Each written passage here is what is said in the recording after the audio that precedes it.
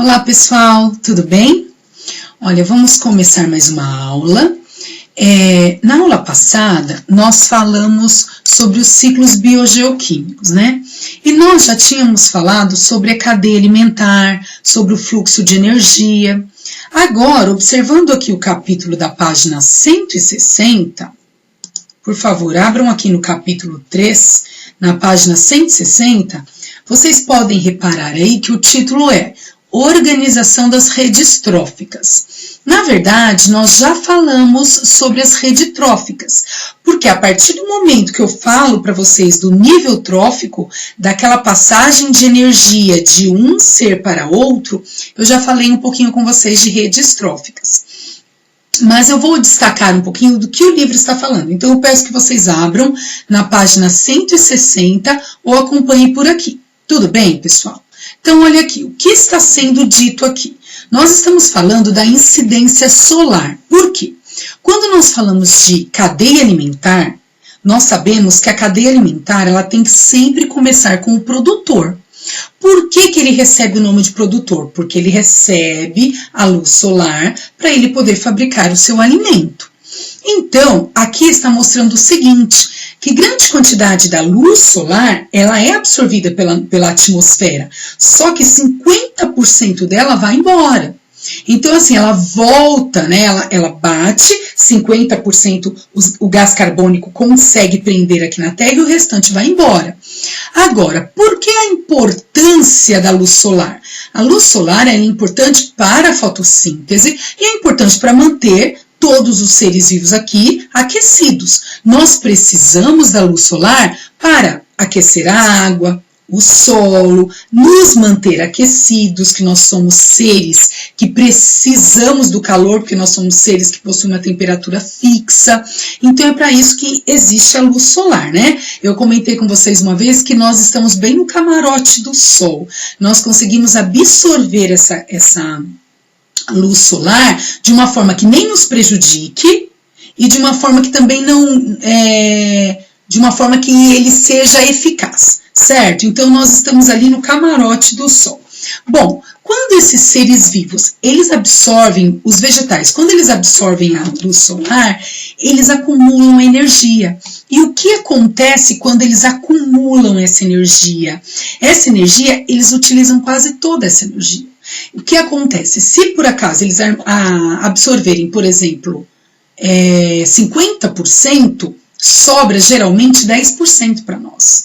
Então vamos dizer assim, ó, tentando explicar melhor. Vamos dizer que ele consiga absorver 100% da luz solar que está incidindo no nosso planeta, né? Então vamos dizer assim, se eles absorveram 100%, eles vão utilizar 90% e 10% fica para nós. Então, vocês podem reparar que a maior parte da energia os próprios vegetais utilizam.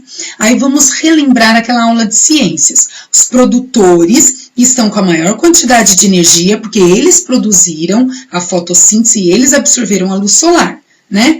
Aí a partir do momento que eles absorveram essa luz solar, eles utilizam grande quantidade e o restante, o consumidor primário que se alimenta do produtor, ele adquire essa quantidade de energia. Então, vamos dizer aí uns 10%. E aí, eu ainda desenhei para vocês na lousa, aí ele urina, ele respira, ele salta, ou ele se locomove, ele perde energia e o próximo ser vivo vai adquirir menos ainda. Então, ao longo da cadeia alimentar, vai acontecendo o quê? A perda de energia. Então, esse fluxo de energia que está falando aqui, pessoal, é sobre isso aí que nós já conversamos, sobre a perda de energia ao longo da cadeia alimentar. Bom, existem modos de representar essa cadeia alimentar, né? Então, o que o livro explica? Ó, ele está mostrando aqui para vocês que tem que existir uma quantidade proporcional em cada nível trófico. Então, olha aqui, ó, se a base aqui, nós temos 300 pés de trigo. Para quê? Para 30 ratos consumirem esses pés de trigo e 15 cobras se alimentar do rato. Então, você percebe o seguinte, vocês percebem o seguinte, que a base aqui, ó, da pirâmide, ela é maior que o segundo nível trófico. Agora, observe aqui, ó, olha a base dessa pirâmide, ela é invertida. Por quê? Porque aqui eu tenho uma goiabeira para 100 larvas de insetos e para 10 pássaros. Então, a quantidade que eu tenho de vegetais aqui, ó, é o necessário para essas larvas e para esses pássaros. Então, na verdade, toda a cadeia alimentar nós podemos representar com gráficos. Tá bom, pessoal? O que é mais importante neste conteúdo? Entender o que é nível trófico, entender como este nível trófico classifica cada fase da cadeia alimentar, entender que o consumidor primário ele tem que ser herbívoro ou pelo menos onívoro, compreender que os produtores são os que possuem maior quantidade de energia e quanto mais próximos dos produtores, maior energia nós conseguimos absorver, certo? Então vamos lá, ó. E nós podemos também analisar o gráfico a partir da biomassa. O que é biomassa? A massa da vida, né? Então, por exemplo, olha lá, a mesma pirâmide representada aqui em cima dos pés de trigo, ela está sendo representada aqui pela quantidade de massa que cada um possui, certo? Bom, continuando. No ecossistema aquático, geralmente acontece a pirâmide invertida. Por quê? Porque o fitoplâncton, vamos dividir aí o que é plâncton, o que é fitoplâncton e zooplâncton. O fitoplâncton, nós já falamos sobre isso, eles são os vegetais, né? São as algas presentes ali. Fito quer dizer vegetais, geralmente são as algas presentes, né? E o zooplâncton são os animais ali, os pequenininhos microcrustáceos que geralmente começam a cadeia alimentar ali pelo fitoplâncton e zooplâncton na cadeia alimentar aquática, né? Então, o que está sendo dito aqui? Está sendo dito o seguinte, por que o fitoplâncton, a base dele é menor? Porque ele tem menos biomassa. Então, como ele tem menos biomassa, ele começa aqui com menor quantidade, representando aqui, ó, na pirâmide, menor quantidade, zooplâncton em maior quantidade. Porém, isso é só para dar a entender, só para entender o seguinte, que ele possui maior quantidade de fitoplânctons, porém, cada um possui uma biomassa menor que o zooplâncton. Certo, pessoal? Aqui é só para nós fecharmos esse assunto. Agora, vamos observar aqui na página 162, esse trecho que eu peço que vocês grifem. Olha lá. O primeiro nível da pirâmide apresenta a quantidade de energia total produzida pelos produtores. Então, é energia bruta. Ao longo do percurso da cadeia alimentar, olha lá, parte dessa energia é utilizada pelo produtor e o restante vai ficando o quê? Para os consumidores. Então, no final, essa produção é chamada de produção primária líquida. Vamos entender o seguinte. Pensem no olerite. Um olerite é aquele papelzinho que quando a pessoa trabalha, ela recebe por mês. Um olerite, falando do valor que ela recebe. Se vocês observarem o olerite, ele vem lá, valor bruto, que é o valor, por exemplo, que seu pai ou sua mãe recebe por mês, sem desconto.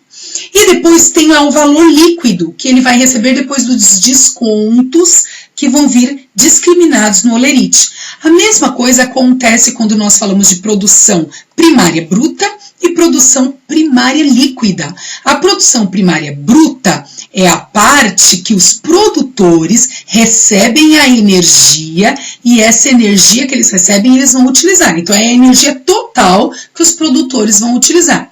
Ao longo da utilização, eles vão deixar o quê? A produção primária líquida. É o que nós vamos receber, o consumidor primário vai receber depois que os produtores já utilizaram a energia necessária a eles.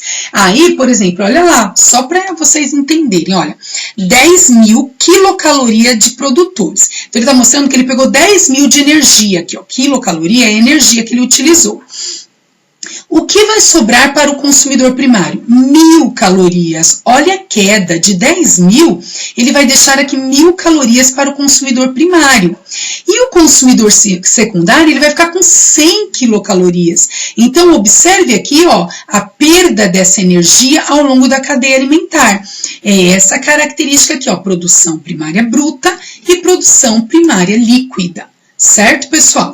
Então, Se vocês tiverem alguma dúvida, grifem no livro, anotem as dúvidas aí no cantinho, porque nós vamos retomar, conversar quando nós voltarmos às aulas presenciais. Porém, nós vamos ter aí a aula ao vivo. Se na aula ao vivo vocês quiserem apresentar alguma dúvida, a gente conversa, tá bom? O meu foco na aula ao vivo vai ser falar sobre conteúdos novos, porque correção é mais fácil fazer na lousa, a gente vai conversando e revisando todo este conteúdo. Tudo bem, pessoal? Então, olha lá. Vamos para a página 163. Olha lá. Então, na 163, eles estão, é só uma representação da fotossíntese. Olha lá, entrando, a luz solar incidindo em 100% e os vegetais absorvendo em 50% e o restante voltando. Ó. Olha lá o sol, ó. A luz solar sendo absorvida e a luz solar sendo o quê? Eliminada, refletida. Aqui a planta vai realizar todos os processos necessários. Olha lá, ó, a parcela bruta e depois sobrará a parcela líquida, que é a quantidade menor para o consumidor primário. Certo? Tudo bem? Então, olha lá, pessoal, vamos para a vida em condições extremas. O que está sendo dito aqui? Bom, todas as vezes que eu falo de ecossistema com vocês, eu sempre cito as características adaptativas que os seres vivos precisam para sobreviver.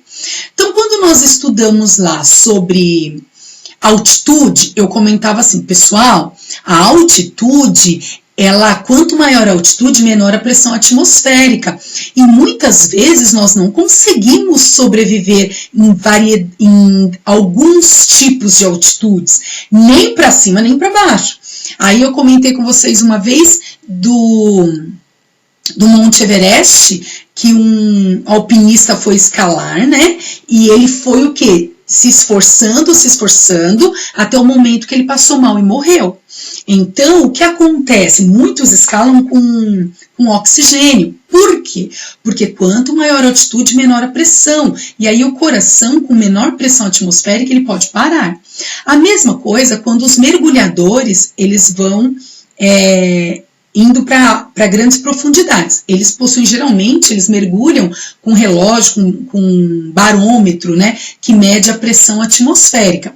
Então, na verdade, não pode ir para muito longe. Por quê? Por causa da pressão. Pode aumentar muito a pressão, pode estourar as veias, artérias e causar um problema. Então, na verdade, os seres vivos, eles estão adaptados a certos tipos de altitude, de pressão, de temperatura. Quando ocorre essa variação, nós temos que nos adaptar a essa variação. Então, por exemplo, você muda, vai para uma cidade onde a altitude é maior. Você pode até sofrer no início, mas você vai se adaptar. Agora, o que está sendo dito aqui? Alguns animais aqui estão sendo citados, por quê? Porque eles vivem em condições inóspitas. Aquelas condições que quase nenhum ser vivo consegue sobreviver. Por quê? Por causa da variação de clima, de altitude, de pressão e assim por diante. Então, nós vamos ter aqui alguns exemplos. Na página 166, vocês podem ver o deserto. Bom, vou falar para vocês de alguns animais que vivem no deserto e até mesmo alguns vegetais. O que estes animais e esses vegetais possuem para conseguir sobreviver num clima tão variado? Porque o deserto, nós estudamos no ano passado, que na parte do dia ele é muito quente e à noite é muito frio, certo? Então, o que estes animais fazem para eles conseguirem sobreviver? Os vegetais e os animais possuem adaptações. Então, por exemplo, os vegetais possuem raízes longas, nós já vimos isso. Eles possuem também folhas modificadas que armazenam água, para eles conseguirem sobreviver. E os animais, eles possuem características diferenciadas, quer ver? Na página 168, vocês podem ver um rato chamado de rato canguru. Esse rato canguru, ele é um rato do deserto. Qual a característica que ele possui? Primeiro, ele tem hábito noturno. Então, ele fica escondidinho na parte do dia para não perder calor para o ambiente, e à noite ele sai para caçar, ele sai para se alimentar. Para quê? Para evitar perder calor para o ambiente, perder água e transpirar. Outra característica dele é que quando ele urina, a urina dele é muito escura, a urina dele é bem amarela. Por quê? Porque ele urina pouco. Quanto mais nós bebemos água, mais nós urinamos, e a nossa urina, desde de manhã até o final do dia, ela vai clareando, mostrando que nossos rins estão filtrando as toxinas do nosso sangue. E quanto mais claro, mais citrino estiver a urina, mais limpo está o nosso sangue e assim por diante. Bom, o rato canguru, ele faz esse processo poucas vezes ao dia. Então, ele urina pouco. Quando ele urina, ele já elimina grande quantidade de toxina para evitar perder calor para o ambiente. Então, ele vive numa condição complicada no deserto. Certo? A mesma coisa esse animalzinho aqui, ó, a lebre, né? O que ela faz? Ela transpira pelas orelhas. Então, ela controla, ela tem essa capacidade de controlar a sua temperatura pelas orelhas. Então, transpira um pouco. Pouco. Por quê? Porque senão eles perdem muita água e isso não pode acontecer. Certo? Bom,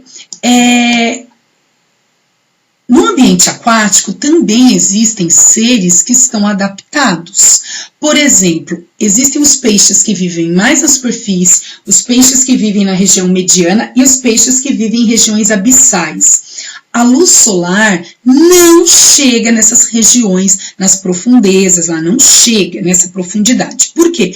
Porque ela tem um limite. É o comprimento de onda, né? Então, estes animais, eles são adaptados a viver na escuridão. Vocês podem observar na página 170 um tipo de peixe que vive nessa região abissal. Você pode ver que ele é cego, ele tem o olho, mas o olho dele é reduzido. Então, ele é cego, ó, né? E ele tem uma luzinha aqui. Para quê? Para atrair iscas. Para atrair, ele usa como isca para ele atrair a sua presa, né? Então, ele tem essa bioluminescência, que é uma lâmpada, uma lanterninha que ele possui aqui na cabeça, mas ele não enxerga. Isso é só para ele atrair os animais. Pronto, mas ele não enxerga nada. Se diz o seguinte, que eles conseguem, é como se eles vissem vultos, mas eles não enxergam como os outros peixes. Então, eles estão adaptados também. E se esse peixe tentasse subir à superfície, ele morreria por causa da pressão atmosférica. Então, ele está adaptado a essa pressão. Os peixes da superfície, se eles tentarem ir para as regiões abissais, eles também morrem por causa do aumento de pressão, certo? Outro ser muito adaptado, este daqui, gente, ele é um artrópode, é na classe de inseto, ele é microscópico e ele também é considerado um animal bem resistente, certo? Bom, pessoal, vamos falar um pouquinho das bactérias. As bactérias, nós vamos conhecer mais, esse ano nós vamos estudar muito as bactérias. As bactérias, elas pertencem a um reino chamado de reino Monera. As bactérias são muito resistentes, as bactérias aguentam variações bruscas de temperatura e no reino Monera agora dividiu-se, agora tem bactérias e árqueas, porque além das bactérias serem muito resistentes, as árqueas elas são mais resistentes ainda.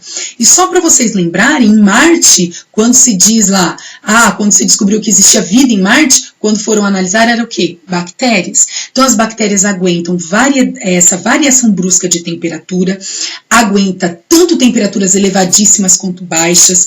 As bactérias e as árqueas, que elas são muito semelhantes entre si, elas também respiram e nem sempre precisam do oxigênio, elas são chamadas de anaeróbias. Então existem as bactérias aeróbias e existem as bactérias anaeróbias, então elas não necessariamente dependem do oxigênio e elas conseguem sobreviver a climas muito diferentes. Vocês podem observar aqui, ó, elas vivem em grande concentração de sal, no Mar Morto tem muita bactéria, né? E elas vivem nessa variação. Bom, quando elas encontram temperatura que elas não aguentariam, elas se cristalizam e elas ficam ali como se elas estivessem hibernando, inertes, até começar de novo uma temperatura, uma pressão que ela consiga se adaptar, aí ela volta ali à sobrevivência, não que ela morra, mas ela fica como se ela estivesse hibernando. ela forma como se fosse um cristal, é chamado de cristalização.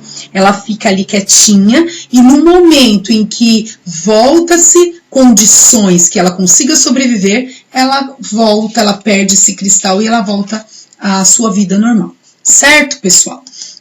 Então, hoje nós vimos adaptações dos seres vivos e um pouquinho mais de cadeia alimentar. Certo? A cadeia alimentar, é importante o gráfico? É importante conhecer, não decorar.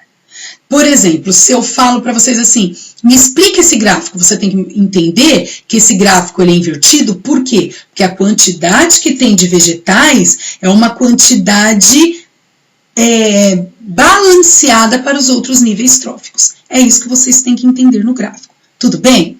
Bom, a lição de casa, anotem aí no livro de vocês, a lição de casa para quinta-feira, eu quero que vocês façam a página 173 e 174. A 174 é só alternativa, a dissertativa é a página 173. Tudo bem? Aí, se vocês tiverem alguma dúvida na quinta-feira, nós vamos conversar ao vivo e aí eu tiro a dúvida de vocês. Tudo bem, pessoal? Não deixem de fazer lição. Não acumule, vai fazendo aos pouquinhos, porque quando nós voltarmos eu vou querer ver tudo, tá bom? Um beijo para vocês, até quinta-feira. Tchau!